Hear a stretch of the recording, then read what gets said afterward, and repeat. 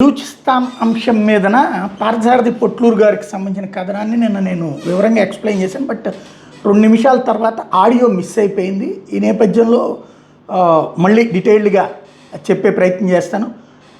Balochistan liberation army తనకి తాను స్వతంత్రం ప్రకటించుకున్నది ఈరోజు. అంటే బెలూచీలు తమ రాజ్యాంగాన్ని హిందీ భాషలో రాసుకున్నారు, త్వరలో వెల్లడిస్తారు. బలూచిస్తాన్ రాజ్యాంగంలో తమ దేశం హిందూ మరియు ముస్లిం దేశంగా పేర్కొన్నాయి. బలూచిస్తాన్ ఉన్న శక్తిపీఠం హింగ్లాజ్ మాతాన్ని దృష్టిలో పెట్టుకుని హిందూ పదవిని చేర్చారు బెలూచీలు. 85% బెలూచిస్తాన్ భూభాగం బిఎల్ఏ ఆధీనంలోకి వచ్చేసిందని బిఎల్ఏ ప్రకటించింది.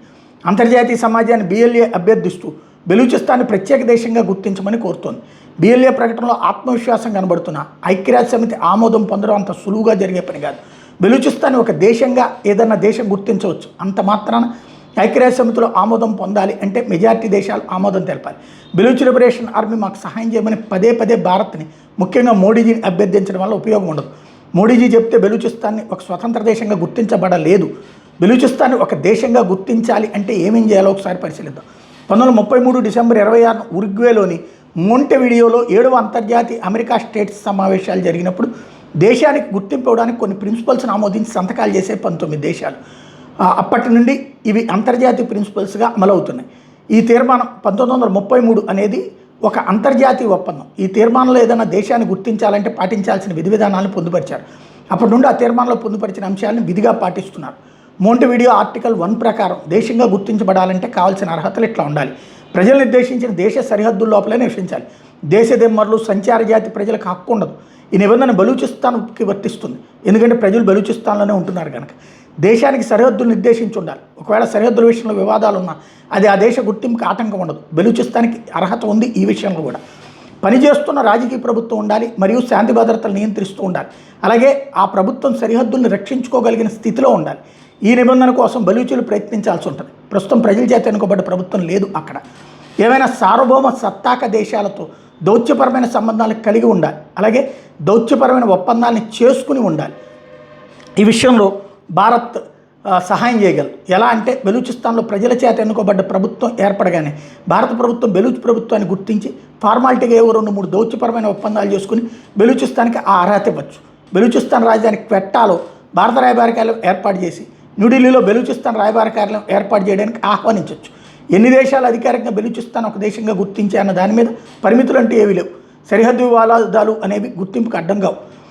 సో బెలూచిస్తాన్ వరకు ఎన్నికలు నిర్వహించుకుని ప్రభుత్వాన్ని ఏర్పాటు చేసుకోవాలి. ముందు ఒకసారి ప్రభుత్వం ఏర్పాటయ్యాక మిగతా కార్యక్రమాలు ఒకదాని తర్వాత ఇంకొకటిగా మెల్లగా పూర్తి చేసుకోవచ్చు. ఎన్నికలు జరిగి ప్రభుత్వం ఏర్పడ్డాక భారత్ తోడ్పాటు ఇవ్వగలుగుతుంది. ఐక్యరాజ్య సమితి గుర్తింపు కావాలంటే ఏం చేయాలి? మోంటెవిడియో కన్వెన్షన్లో పేర్కొన్న అంశాలని పూర్తి చేసినంత మాత్రం ఒక దేశంగా మాత్రమే గుర్తింపు వస్తుంది. కానీ ఐక్యరాజ్య సమితిలో ఆటోమేటిక్గా సభ్యత్వం రాదు. 2 అంశాలను పూర్తి చేయాల్సి ఉంటుంది. ఐక్యరాజ్య సమితి భద్రతా మండలిలోని 15 సభ్య దేశాలు కనీసం 9 సభ్య దేశాలు బెలూచిస్తాన్ని బలపరుస్తూ తీర్మానం ప్రవేశపెట్టాల్సి ఉంటుంది. భద్రతా మండలిలో 15 సభ్య దేశాల్లో 5 శాశ్వత సభ్య దేశాలైన America, Russia, China, United Kingdom అంటే బ్రిటన్, ఫ్రాన్స్ దేశాల్లో ఏదన్నా ఒక్క దేశం వీటో చేస్తే ఆ తీర్మానం వేగిపోతుంది. భద్రతా మండలిలో ఆమోదం పొందాక ఐక్యరాజ్య సమితి జనరల్ అసెంబ్లీలో తీర్మానం పెట్టి ఓటింగ్ పెడతారు. 2/3 మెజారిటీ ఓట్లు వేస్తే అప్పుడు ఐక్యరాజ్య సమితి సభ్యదేశం అవుతుంది బెలూచిస్తాన్. ఇన్ని అడ్డంకులు అధిగమించాల్సి ఉంటుంది బెలూచీలు. ఊరికే భారతదేశం జెండా పట్టుకుని క్వెట్టాలో భారత జాతీయ గీతం పాడినంత మాత్రం భారత్ ఇతరత్రా సహాయం చేయవచ్చేమో కానీ ముందు వాళ్ళు నెరవేర్చాల్సిన అంశాలు చాలానే ఉన్నాయి పైన పేర్కొన్న విధంగా. అయితే geo political game Bharat versus China versus America. Balochistan అనే ప్రాంతం ఎందుకంత ప్రాముఖ్యం ఈ 3 దేశాలకి? ఒకసారి బెలూచిస్తాన్ భౌగోళిక స్వరూపం గురించి తెలుసుకుంటే అసలు విషయం అర్థమవుతుంది. బెలూచిస్తాన్ అనేది ఖనిజ సంపదతో కూడుకున్న ప్రాంతం. మొత్తంగా చూస్తే పాకిస్తాన్ ఖనిజ సంపదలో 80% బెలూచిస్తాన్లోనే ఉంది. బెలూచిస్తాన్లోని చాగై రస్కోహ్ మాగ్నెటిక్ ఆర్క్ అనే చోట కేంద్రీకృతమైన ఖనిజ సంపద అపారంగా ఉంది. కానీ ఈ ప్రదేశానికి చేరుకోవడం చాలా కష్టమైన పని. 1947 నుండి ఇప్పటి వరకు సైన్యం అధిపజ్ఞంలో పౌర ప్రభుత్వాలు ఉండటం వల్ల బెలూచిస్తాన్లో అభివృద్ధి కోసం నిధులు కేటాయించకపోవడం వల్ల ఈ ప్రాంతం వెనకబడిపోయింది. ఇకపోతే బంగారం, రాగి అనేది చాగై జిల్లాలోని రెకోడిక్లో 5.9 బిలియన్ టన్నులు ముడి బంగారం, రాగి నిక్షేపాలు ఉన్నాయి. కానీ ఇంతవరకు ఆ నిక్షేపాలను వెలికితీసే పని చేయలేదు. ఇకపోతే సైండక్ రాగి, బంగారు గనులను తవ్వి ప్రాసెస్ చేస్తున్నాయి చైనాకి చెందినటువంటి సంస్థలు. చైనాకి లాభాలు తెచ్చిపెడుతున్నాయి. ఈ గనులు కానీ చైనా $1 కూడా పాకిస్తాన్కి చెల్లించడం లేదు.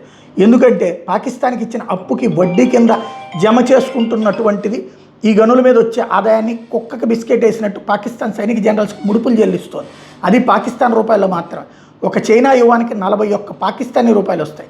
చైనా పాకిస్తాన్కి ఇచ్చినటువంటి అప్పు మొత్తం యువాన్లోనే ఇచ్చింది. బలూచీలు దీన్నే ప్రధానాంశంగా తీసుకుని చైనా పాకిస్తాన్కు వ్యతిరేకంగా పోరాడుతూ వస్తున్నారు. ఇకపోతే బెలూచిస్తాన్లోని కోహ్లూ జిల్లాలో అపారమైన ఫస్ట్ క్వాలిటీ బొగ్గు నిక్షేపాలు కేంద్రీకృతమై ఉన్నాయి.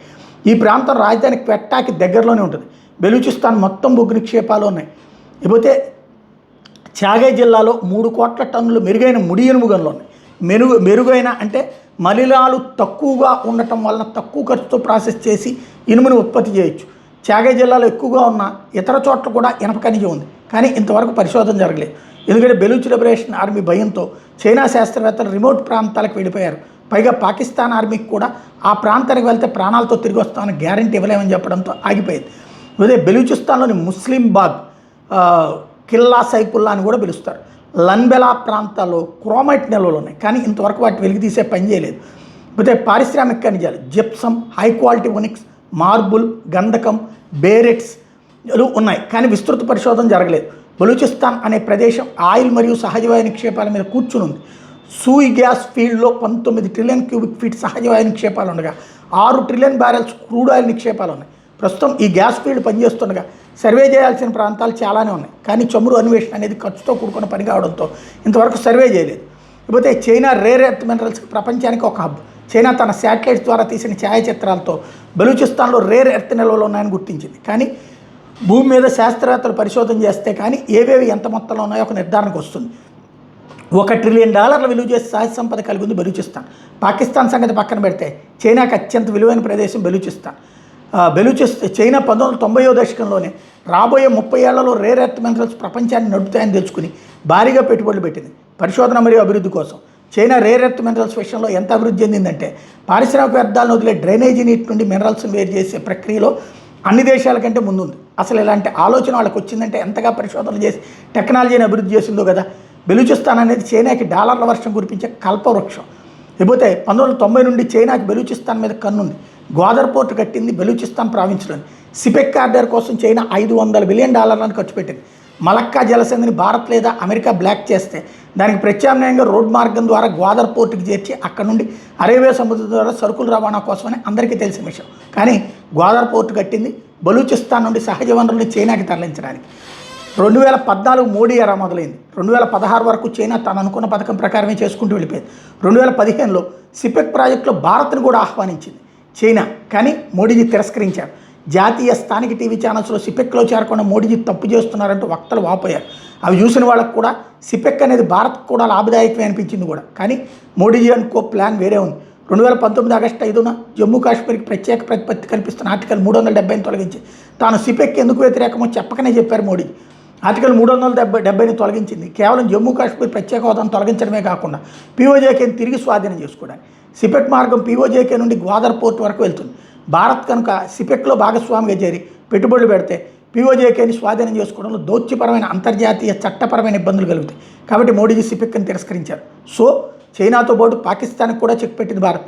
లాహోర్ నుండి బలూచిస్తాన్ రాజధాని క్వెట్టాకి వెళ్ళే హైవే మీద ప్రతి 30 కిలోమీటర్లకి ఒక పాకిస్తాన్ చెక్ పోస్ట్ ఉంటుంది. ఆ చెక్ పోస్టులు పాకిస్తాన్ ఆర్మీ ఆధీనంలో ఉంటాయి.